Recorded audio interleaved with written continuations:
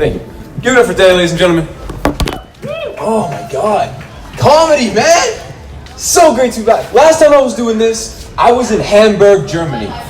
Now for those of you who've never been to Hamburg, congratulations. Hamburg is a city based on the concrete foundations of drugs, sex, and alcohol. So it's kind of like Hamilton, except you guys have more teeth.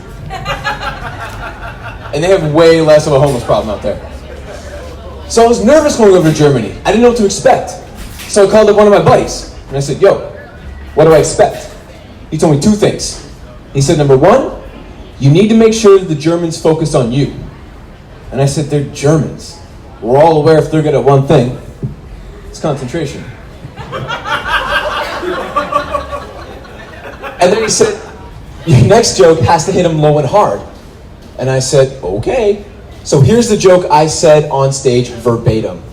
I walked to the mic, grabbed it, looked into a crowd of people and went, yo, this country's so messed up, I would say you guys need Jesus, but since he's a Jew, you'd probably kill him. And they loved that. They got every joke, every reference. They don't hide their historical hiccups. They embrace it, man. And it's cool because telling jokes like that in Germany comes at a very hollow cost, if you will. So, speaking of cost, I need to get a phone when I was out there because I'm not going to pay a premium plan. And I went over to a T-Mobile booth and the girl behind the counter instantly goes, "Sprechen Sie Deutsch?" And I said, "Nein, sprechen Sie English." And then she went, "Und du wants the handy?" Now, nobody told me that a cell phone in Germany is slang for handy. So when she said, "Und du wants the handy?" I said, "I want a cell phone plan, but if a handy comes with it, I'm down." And then she went, "What type of handy would you want? We have the premium handy." I'm like, "I'll take a premium handy. That sounds nice. No one's ever given me that before." And then she goes, "Und do you want to hear about our family plan?" And I was like, "A family plan? I don't plan on involving my family in this at all, thank you. Unless you have a sister. Step, preferably." So yeah, it was a good time, man. And if you get a chance to go to Germany, please do, man. I never realized that I performed better in front of a good-looking audience until I came back to Ontario and performed in Grimsby. Sitting front row were these ugly humanoids. Every time they smiled, I noticed something different about their teeth. It was either black, yellow, missing? And I told myself after the show, I said, "Jay, you are never, ever gonna let your relatives sit front row again." It's funny, man, because I have this one friend, and she's trying to get back into dating. So she called me up, and she goes, "Why are all guys idiots?"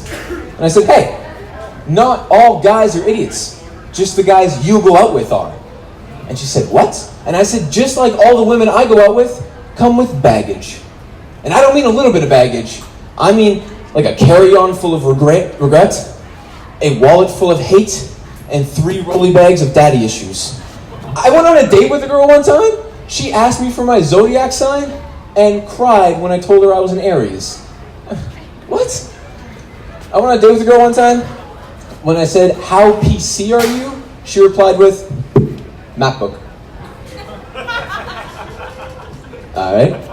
We get that awkward thing sometimes in relationships where you meet your ex in public. Anyone ever do that before?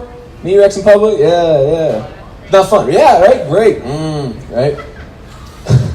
So I was in line and I was in line at a bubble tea place, right? And I'm just waiting there and I could feel something behind me. And it felt like death.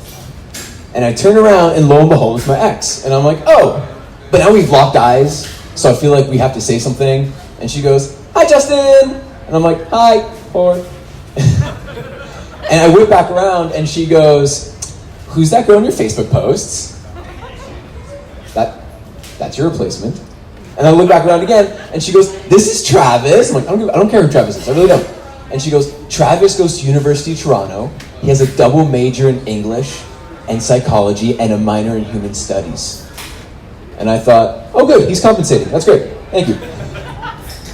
But it's weird because I also thought, I was like, oh my God, he's a double major and a minor.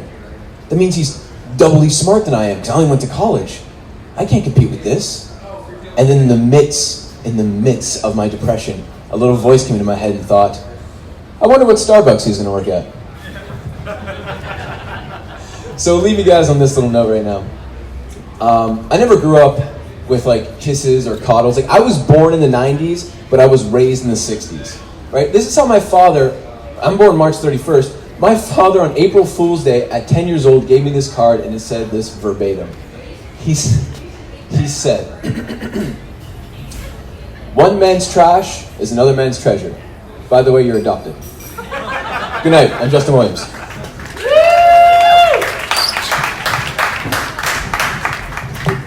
Justin Williams! Let him hear it one more time, ladies and gentlemen. Like, say, for example, you came all the way from Mississauga as well and you employ him. Let him hear it one more time. I don't know, man. After all that shit I heard about the Germans at the beginning, like, I wasn't listening to the whole set, but...